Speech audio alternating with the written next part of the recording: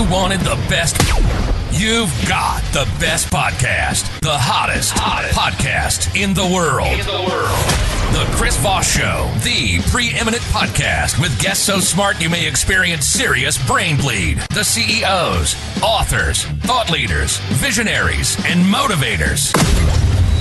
Get ready. Strap yourself in. Keep your hands, arms, and legs inside the vehicle at all times, because you're about to go on a monster education roller coaster with your brain.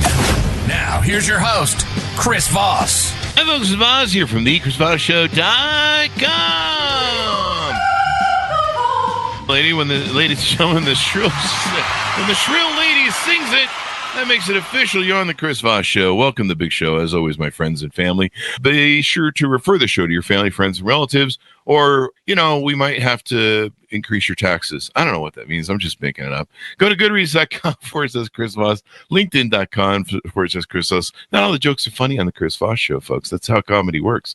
Go to youtube.com/Chris Voss and all those crazy places on the internet. It's anyway an amazing young man. This is why we have great minds in the show, because clearly mine's gone and checked out, and people are like, yeah, it left about 15 years ago out of the 16 years he's been doing it. Opinions expressed by guests on the podcast are solely their own and do not necessarily reflect the opinions of the host or the Chris Voss Show. Some guests of the show may be advertising on the podcast, but it is not an endorsement or review of any kind.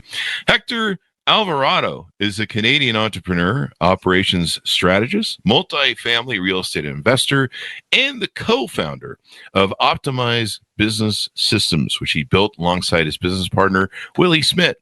With 27 years of experience leading large-scale operations for Fortune 500 companies and then turning a company losing $1 million per quarter into a $35 million success story, that's a great story.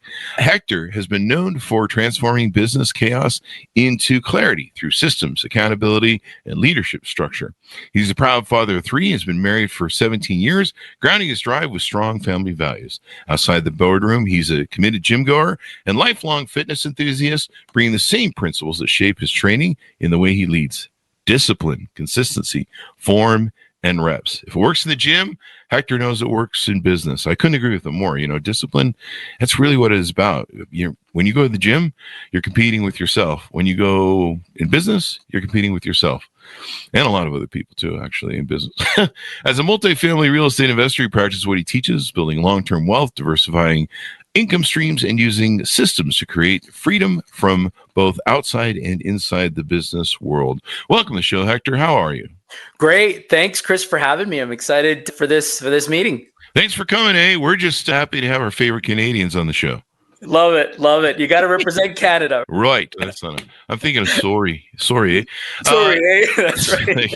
I love my Canadian friends. They're the nicest people in the world. So give us the .coms. Where do you want people to get to know you better on the interweb? Yeah, we're at optimizebusinesssystems.com, and you can find us on Instagram, LinkedIn, through looking up Optimize Business Systems. We're also on Spotify and Apple Music on our podcast, weekly podcast there. What's the name of your weekly podcast so we can get a plug in for that? Yeah, we're the Inner Circle.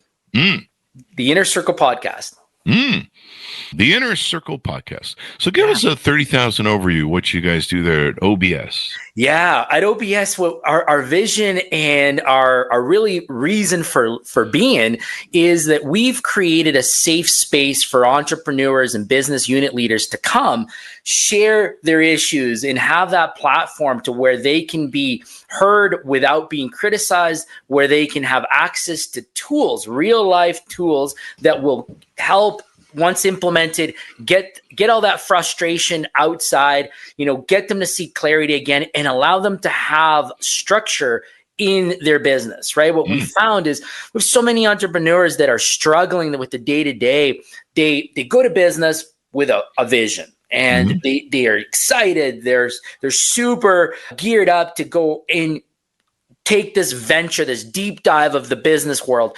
But then it sucks you in.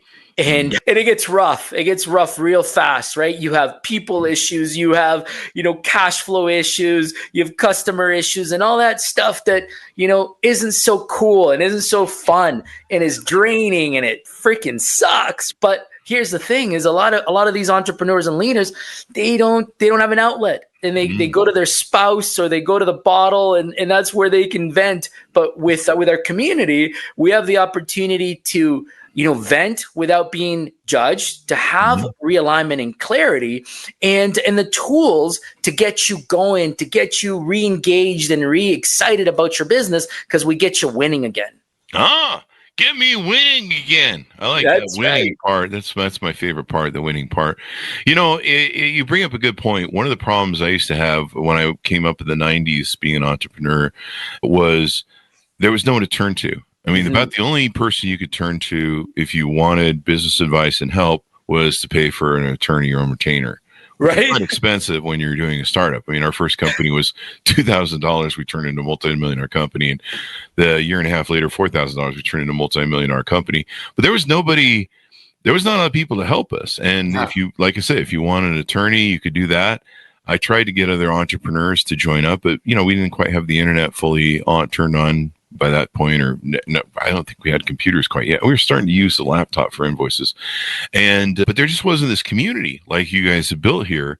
And one of the problems you have as an entrepreneur, or wannabe entrepreneurs have this problem especially, is they ask people who've never been an entrepreneur, or they talk about their dreams, right? I want to go start my own company, and then everybody weighs in, all the hoo-ha, boo-hoo, Bob started a business and he went bankrupt, so it'll probably happen to you. You should not do that, Right? That kind of negative Nancy stuff. And so having a community like the one you've talked about, where you can have resources, you can talk to like-minded individuals, especially probably successful ones, and get their toolkits is invaluable, probably.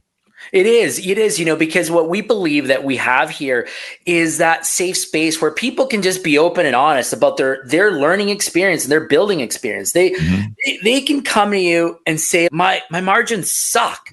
And I don't know why, because here's the truth is, like, most entrepreneurs, you ask them, you meet entrepreneurs every day and you're like, hey, how's your business? Oh, it's fine.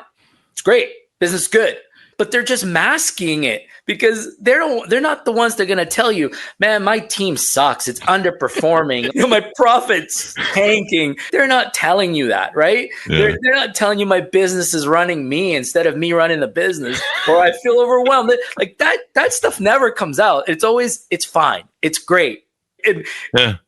And that's where we think, and we know, because we've lived it. Like Willie and I have been there. We've tested these tools. We lived it ourselves, and we know how to create the frameworks that will help these entrepreneurs overcome these challenges, while giving them the space and the forum to be open about it and just say, hey, let's air it out. Let's talk through it. And then we get them back on track. And so looking across the website, there's a lot of cool features you have here. You have the inner circle. And have we fleshed out what that is and what that does enough, or do we need to bring more clarity to it? I just want to make sure that, that what we really communicate out there about the inner circle, and that makes the tie-in and resonates with people, is about our core values. Because, it's important that people understand who are we? What do we do here? What are we here to serve? And so we want to understand that, we want to make sure people get that our core values are about, first and foremost, we lift people up. Right? Like, leadership is about raising others. And that's why the community was built. It's that form of taking others with you. Right? And that we want to talk about that experience matters. What we bring to the table is not theory. We don't like that BS. This is real world stuff. This is real world solutions. And, that we want to maintain positivity under pressure, because as we recognize, a lot of people under pressure, they just go bunker in. They don't really talk through it. And unfortunately, that's when a lot of entrepreneurs and businesses fail, because they just go inside. They don't look for those solutions. So positive under pressure, we stay grounded, and we teach others to do the same.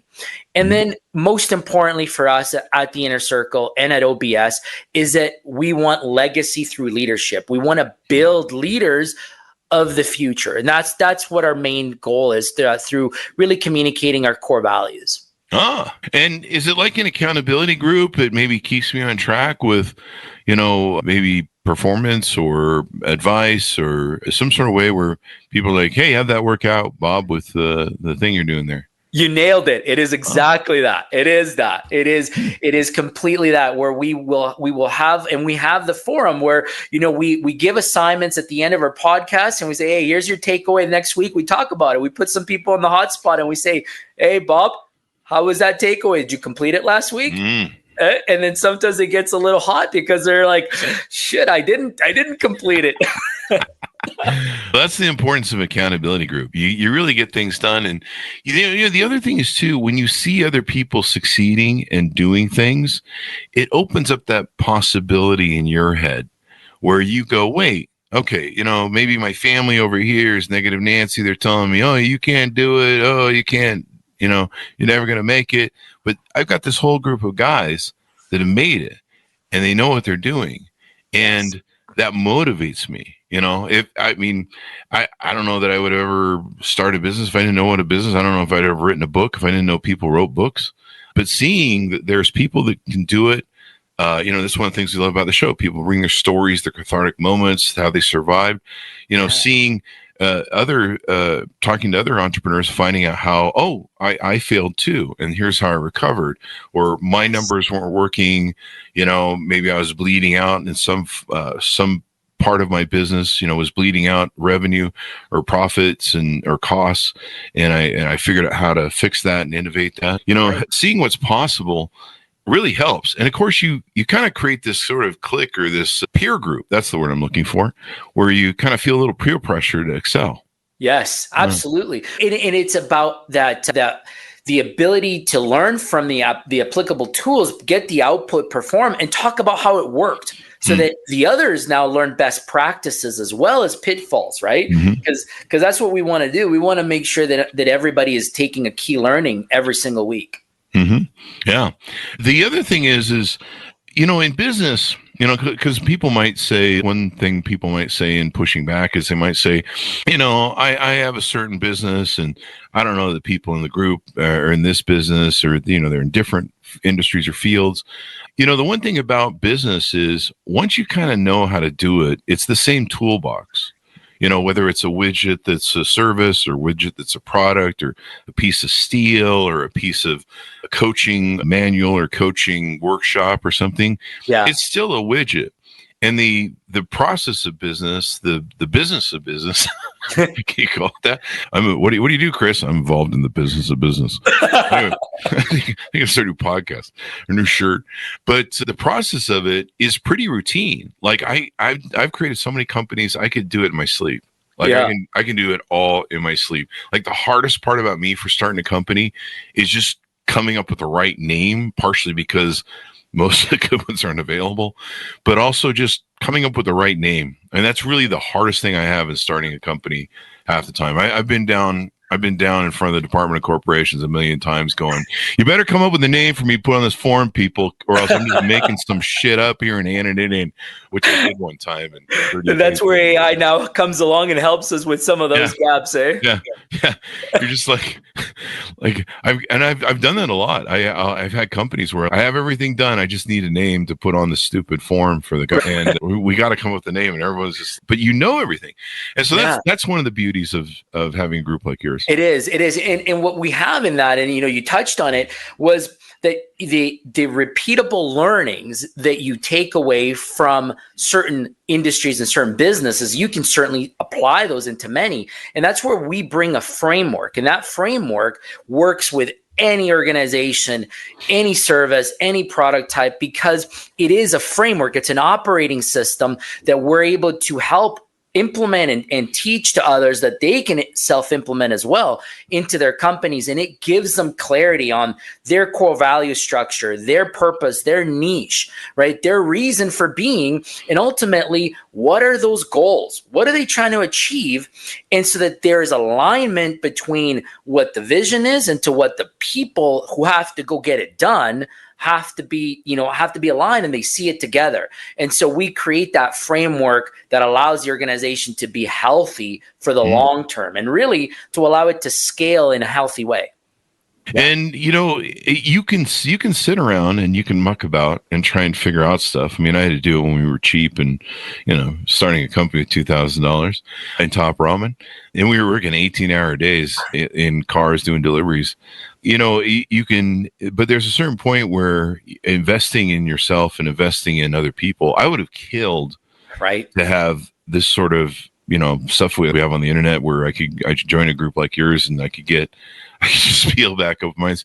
I had a pretty innovative mind and being able to see out the box. Obviously, I got somewhere from there to here. Yeah. But the decisions that I made that I thought were right, that were completely wrong, I would have loved to have gotten consultation on them, because they almost, the bad decisions almost bankrupted me, and the good decisions made me rich. And fortunately, I did one more good decision than I did one more bad decision. That's the beauty about it, eh? No, it's great, because that's what we believe our community does, right? Is it allows for that learning curve to really be reduced, because we have the tools, right? We have those tested frameworks that we share. We mentor the participants on it, because we really have a differential around coaching to mentorship. Our approach is mentorship, where we believe like our pitfalls that we went through, we can teach others to avoid doing those things, so they don't have to go through the pain that we went through. Oh yeah, and it doesn't matter what the widget is. It's you could be in the restaurant business and my business, and then you'd be like, oh, what do you do? What's your pain point? Oh, my pain point is marketing. We're not getting enough people in the door. What are you doing? And so you can help people, and it helps get through those things. Yeah, absolutely. Looks like there's some key characteristics of the group: experience level, where you can hobnob with other professionals, pain points, goals and aspirations. That's like I talked about earlier, where you hang out with like-minded people. Oh, there's one plug to that I should do. I'm a big believer in this. If I ever get told I'm wrong, I'll probably be heartbroken, like it was a religion, or Santa Claus maybe, or the Easter Bunny. Yeah. But I'm a big believer in the 5 or 6 people you surround yourself with. Yes. You become. Absolutely. And if you're not surrounding yourself with 5 or 6 good entrepreneurs, as an entrepreneur, roll the dice, I suppose. I don't know. No, but, you hit it. And that's exactly it, right? Like I was always of the mindset that if I'm the smartest guy in the room, I got to get into a new room. Yeah. Yeah. You know what I mean? Because you're not scaling, you're not learning, right? And so our community offers that opportunity to learn and grow. You're in a room with people that may be facing the same issues as you, or maybe learned already from them, but you're there to learn from each other's, experience and skill set and trials and tribulations. And of course, we are there to facilitate those conversations and bring you the tools that'll help you get that alignment and get you, like I said earlier, get those wins, because we know what it goes through. We know how painful it can be to not be able to make your pay run, right? Like that sucks. Not making your payroll sucks. So you go over demographics and mindset. Mindset's a big important part of being an entrepreneur. It is. The challenge. One of the challenges of being an entrepreneur is you live it 24/7. I mean, right. I used to have dreams every night of what I was going to do the next day, my meetings, who I was going to fire. It was relentless, to the point that I was just like, please, can I just think of Bo Derek on the beach, running down the beach, that famous bikini shot. Can I just get a girl for a change in these dreams? And it was just, every night was business, and you just live it. I mean, morning, noon, and night. There is no 5 o'clock checkout. No. When you own a company. No. And so having the right mindset is real important. It is. Yeah. It's having that mindset and being coachable, being adaptable. And that's all part of that community. It's where you can come in and like I've said, like you can learn from others, but it's not just about being coachable. It's also about being open to feedback. A lot of us entrepreneurs and business leaders, we are very prideful. And unfortunately, that pride sometimes creates bottlenecks and roadblocks within our businesses. So having a forum to where you can be vulnerable, that changes the game a little bit, because it allows you to understand your weaknesses and maybe what is holding your business back. And so that to me was really important, that Willie and I and the team that we have, that we were able to establish that with the community. Mm-hmm. And sometimes it just takes that one thing. I mean, sometimes you can have it's like I always equate it to being like a safe. Yes. You're trying to crack, and you're trying to crack that best operating system where you've got the good best ROI and yada yada yada. Yeah. And sometimes you're just dialing it. I mean, I've had companies where I'm trying to get them profitable. I'm trying to get them to work, and I'm just flipping that dial, man. And I've come up to within a week of, okay, we're giving up at the end of this week. We've tried this. We've sunk a bunch of money into it, and you just keep hitting that dial, and boom, somehow you hit that magic formula.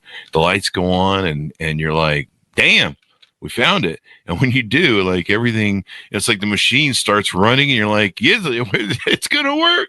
Yeah. And that's the beauty about what we've done, because, as you're talking about like finding the dial and turning that knob and hoping you click. Well, we just look to our Rolodex of already true tested tools. And we're like, oh yeah, we've seen that problem before. Here it is. Let's try this one because we did it before. Right. And so that's sort of the methodology of what our toolbox brings, from a value perspective to our members. Mm-hmm. Now, I see there's an ebook offering on your website. Do you want to tell us about that? Yeah, we're not quite there yet. That's still under development. Okay. Yeah. All right.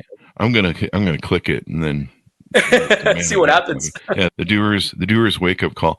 So now there was 2 different, I believe, communities you have on your website. We talked about pre-show. Tell us about both those. Yeah, certainly. So the Inner Circle community is our current platform where, those entrepreneurs, young entrepreneurs and business unit leaders can come in, they can have that safe space, they can learn through tested tools.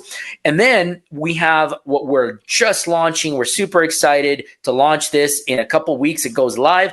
And this is the Compass Framework community. And what the Compass is that this is the structure. This is the ability to go plug and play business out of a box that you can say, here's how I'm going to operate my business. It's your operating system for your business.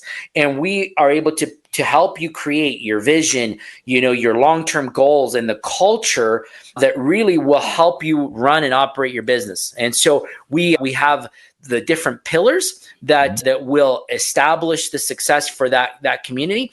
And that's what we're excited to launch with the Compass Group.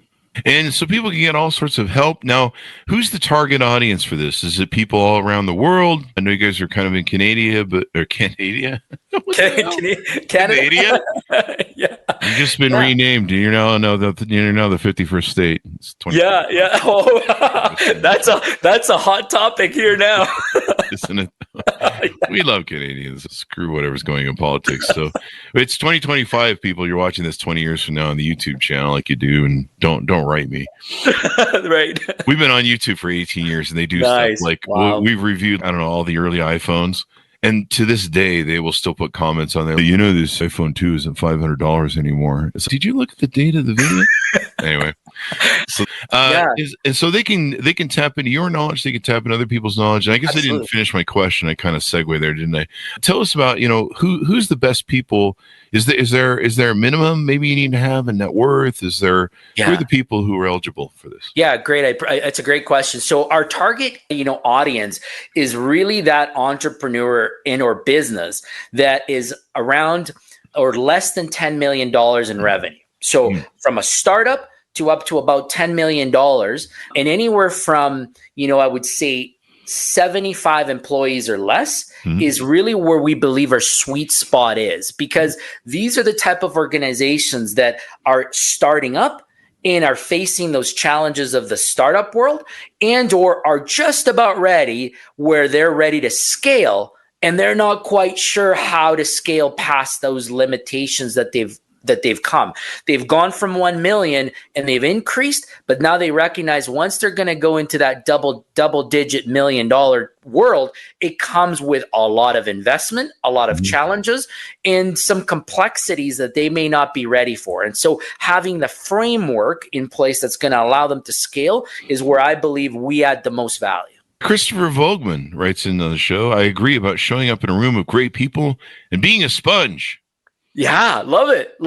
And that's amazing, Chris, that you see that, because it's all about, being a sponge and being able to absorb, some of those learnings and applying them. The key component after being a sponge is go apply the learnings, go apply them so that you can start winning. Christopher's really on one today. My wife and I are both entrepreneurs. She puts me to shame in her resilience. Don't let her do that. Beat her at her own game. And I always love a good North Star compass pointing me in the right direction. Why invent the wheel? Reinvent the wheel. Yeah, right? Exactly. Yeah. That's exactly it. And that's I think we got support here for the 51st state there, Hector. Yeah, I see that. I see it. I love it. We're in Alberta, so you got the toughest province in Canada, so we don't know yet. Yeah, we don't want to fight the Albertans. I think didn't we do a movie on that with John Candy, the famous comedian, Second City comedian from Canada? Wasn't there a war with Canada or something? There's some movie about that. Some goofy comedy or something. Yeah. Oh, the War of the 18. What was it that? I know there was 1812 where you guys came and burned our White House. Evidently, we're still sore about that. That must be what the 51st state is. Maybe too soon, my friend. No doubt. Yeah. So what were some of your influences? How did you become an entrepreneur? Where'd you get the bug from, and what influenced you growing up? Yeah, I took a very weird route to entrepreneurship. I actually took the safe route where I became really good at being the operator or the second right person to the entrepreneur. And that's where I learned. I learned through corporate boardrooms and corporate practices. And then after I was able to become really good at that, I then ventured on into, softly becoming an entrepreneur. My first real ad, it was with Willie Smit, where he had this trucking outfit in Northern Alberta that was just losing tons of money. It was really struggling. And I had an opportunity to go in there and gain some share equity through, my own sweat equity, going in and helping fix the organization. And when we exited that business, it gave me the opportunity to take some of that money and then go and invest it into my own businesses and my own real estate portfolio. Yeah. Sometimes you need that training. I had that training where I was an entrepreneur at my final company.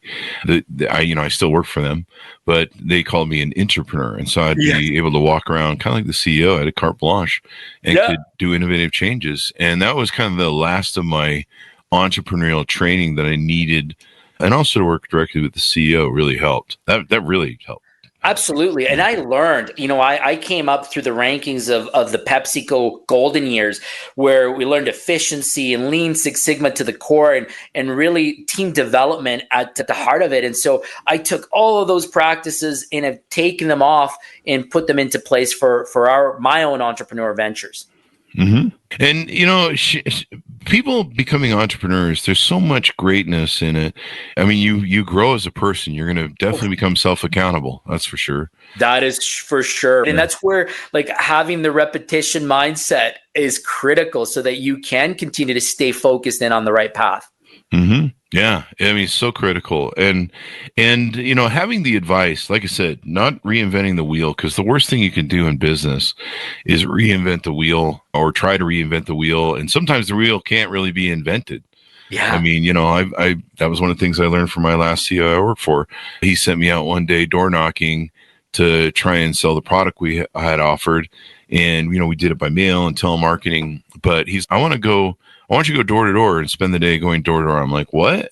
He goes, you get paid for it. Go do it. I'm like, seriously. And he goes, because if there's any way you can make this work, it'd be you. So he really believed in me. Nice. And I remember I went and spent a whole day wearing a hole in some very expensive leather shoes and knocking on a door in a suit that made me look like, I don't know, a billionaire Mormon knocking on the door. Have you heard about our Lord and Savior? And so anyway, it was a horrible day. And I came back beaten down, worn down from walking all our neighborhoods in this suit and wearing a hole in and it's nothing worse than when you're doing door to door and you got to walk back to your car with a hole in your shoe. Oh, that sucks. Yeah. And they were expensive too. I was really pissed. No. So I get back to the office and I said to him, I go, yeah, I mean, people were just like, what the fuck is going on our front door? We're not opening that for nothing. I mean, if that guy looks like a serial killer in a suit, this must be the new scam or something, Yeah. And no one I think I had 3 people open the door and no one would open it for me. And so I said to him, I go, yeah, total bomb. Only 3 people open the door. So I couldn't even, pitch people. If you can't pitch people, you can't sell. Yeah. And I mean, the only other option I have was to break in their house. The cop says I can't do that anymore. No kidding. So I get one of my 6 ankle bracelets off. Anyway, I just clank when I walk. It's kind of cool, and I can't bathe. So anyway, callback jokes in the show. He said to me something in passing as I was walking in the room. He goes, I guess it still doesn't work. And I was at the door leaving, and my brain went, what the fuck did he just say? And I turn around and I go, what did you just say? It still doesn't work? And he goes, yeah, we tried this 2 or 3 years ago. And then few years before that, and it bombed horrendously. We wanted to see that it still didn't work. Wow. And I asked him, I go, what the fuck? You sent me out, you ruined a great pair of shoes and worked my ass off, and you knew it wasn't going to work? He goes, Chris, I believe in you. If there was one guy who I thought could make it work, it would be you. But you can't even make people open the door. That's fine. He goes, so we checked to make sure it still doesn't work. There are times where technology or, markets change where something doesn't work and then suddenly it will work. Mm-hmm. And he goes, and you just confirmed it for us. And so he taught me what I call the crazy Ivan. It's taken from the Hunt for Red October, where sometimes it's good to turn the ship around and check your six. Yeah. Yeah. And see if you're operating in reality or for whatever. But at first it took me a while to get over being pissed at him. I might still be pissed, but it was a great lesson because, like I mentioned earlier, sometimes you try and invent the widget and the widget just doesn't need to be invented. Yeah. Sometimes it just needs to be innovated or modified. Like I remember when I used to look at paper clips and be like, somebody's got that paperclip thing down. I mean, there's just no way to make this invention any better. And then I started seeing Staples and stuff, all these different ridged paper clips, and then painted paper clips, all sorts of different colors, polka dot paper, and then there was like somebody invented this weird plastic thing that is better than a paper clip. And, and so there's always ways to improve, but sometimes the improvement isn't making a new widget. It's just innovating it. It's innovative, tweaking it, right? It's finding what is relatable now. Right. And, and again, I tie it back to having the forum of where you could do that in that safe space, right? You were made to go walk. You could have sent some shoes if I was in your forum. Yeah, exactly. Right. That owner or unit leader could have gone into the forum and been like, hey, we're thinking about doing this. Anybody else try it lately? And, may have saved your shoes and your feet. But yeah. That or one of the other guys could be like, yeah, he's just setting you up, man. He's just playing you. Just lie and say it didn't work because it's not going to work. Save your shoes. Exactly. But no, I mean, a lot of people do that. One of the things we used to do when we got really successful was we would loan out money and we'd put up ads in the paper to give loans to businesses that were struggling. And of course, we used them to cherry pick what we wanted and see if it would fold in our empire of companies. And it was just amazing what people would give you. I mean, they just send over their P&Ls and everything else no one ever send you. And they tell you all their horror stories. But a lot of times it was 9 times out of 10, 99% of the time, it was a guy who had started a company either with some money, so he would burn through it, and his ideas still weren't working, or maybe they got it to work for a month or two or a short while before the market changed or whatever. They misstyled the combo and suddenly it didn't work anymore. But they would ride it into the wall. And by the time they would be reaching me, they would be within a few months of bankruptcy. Yeah. And so I would go there and I'd be like, here, I'll give you a first right of refusal. So that means you need to contact me first when you're ready to sell this. And here's my offer now. And usually it was mostly walking money because I'm like, okay, I'm going to have to fire your whole family who's working here, and I'm going to have to fire you. And they're like, why? Because you're the problem. Yeah. You need to go back to McDonald's and learn how to be an entrepreneur or join your group. And I used to be like, don't call me a week before bankruptcy. I can't save you. I can save you now. Yes. But I can't save you a week before bankruptcy. And they would get gas from the fact that I was interested in, because they're like, I have some value here. He must see something that I don't see. And I'd be like, no, that's not it. We've got other companies. Sometimes we just wanted people's furniture. We're just they were cash poor and they had great furniture or maybe a great office building. And we're like, we just want that. And then we'll put one of our other companies there. So it was a fold in. Right. But they just wouldn't see it. And they would always call me, a week before bankruptcy. Oh, yeah. Hey, you want to do that? But just a perfect example of how they would ride trying to make the wrong widget work or trying to make a good widget work in the wrong way into the wall. Absolutely. And I can relate to that specific story because I just had an organization that we were working with that was in the same boat. So similar concept in that, they kept trying to to scale their business, but they were going about it the wrong way, and they were just so top heavy, right?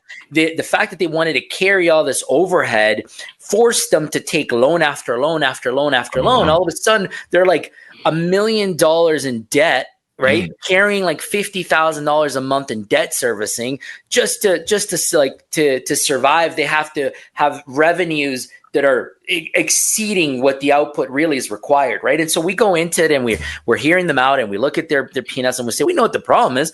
Look at your overhead. Like you gotta do some tough decision making, and you gotta get rid of these roles, because number one, they're killing you. They're absorbing, your actual profitability. And number two, your business doesn't need them anymore. They served as a function maybe when you were starting out, but you're now leveraging technology into the business, so you don't need those roles anymore. Let's make the smart decision. And through conversations and through some coaching and mentorship, we were able to get them there. And the success stories that they were able to get rid of that overhead cost, pay down their debt burden, and then be able to make payroll again and now have some profitability, because they were literally getting payday loans just so that they can pay their people. Oh my gosh. And the interest on those things. Oh, it's horrible. It was crazy. Horrible. It was crazy. I think I had someone on the show, or I had a friend who either owned one of those big chains in Vegas or knew someone, and they told me about the interest rates. I mean, you're better borrow money from the mob. At least they only break your legs. Or take your business. Burn it down. So as we go out, give people a final pitch out on how they can onboard with you, how they can get to know you guys better, and maybe ask questions or get familiar with everything that's going on there. And I think, isn't there a trial period? There is, yeah. There's a 14-day free trial. If you click the link at optimizebusinesssystems.com, you can go in there. You'll see the landing page. It'll take you to our community free trial, and it gives you access to our tools, gives you access to the community. We have a mobile app for Apple users, and the Android devices are coming out soon. And then you're able to interact while you're mobile, like any social app that you have out there. And then you also partake in our weekly Zoom calls where we discuss issues, and we have live tutorials. We do that. We actually just wrapped up before this call. We had ours this week. Do it every Thursday night at 5 p.m. Mountain Standard Time. Yeah. This has been fun, and entrepreneurs should definitely do it. I mean, having someone who has the blueprint you need or the toolkit you need to fix a problem, instead of hunting around, trying 50 different versions, spending months or weeks burning through money. You gotta pay attention to that burn rate. Exactly. Burn rate leads your life. We got the shortcuts for you. There you go. Don't go out there. We got the cheat codes. Come listen. I like that. That's it. This is what we got. We have the cheat codes. Cheat codes in the business of business. That's it. Thank you very much, Hector, for coming on. It was wonderful to have you. Tell everybody in Canada we love them, and yeah, it's a wonderful place up there. I miss Second City. You guys put out some of the best comedians in the world, and of course we steal them and hijack them down here. I appreciate it. You're like, why does everyone leave Canada and go to the U.S.? Like, you started here. It's cold. It is cold. There's too many moose, and Quebec is always trying to get away for some reason. I don't know. I know. It's a amazing country with a lot of funny things. Yeah, and a lot of good people. Yeah, amazing people. Give us the .com one last time as we go. Yeah, optimizebusinesssystems.com, and again, you can find us on Instagram, LinkedIn, all the social media platforms. And again, we have the Inner City podcast on Spotify and on Apple Music. Love to have you join our community, and again, be part of that locker room and safe space for business owners, entrepreneurs, and business unit leaders. Thanks for plugging the thing there, Christopher. He's helping us out. Get the word out. I love it. Thank you. The website. So, thanks everyone for coming on the show and listening. We certainly appreciate you. Go to goodreads.com/Chris Voss, LinkedIn.com/Chris Voss, YouTube.com/Chris Voss, and some other Chris Voss place. I don't know. Just look him up, man. The Chris Voss Show. You can't miss it. Go to all those great places on the internet. Be good to each other. Stay safe. We'll see you guys next time. Brain farting at the end of the show.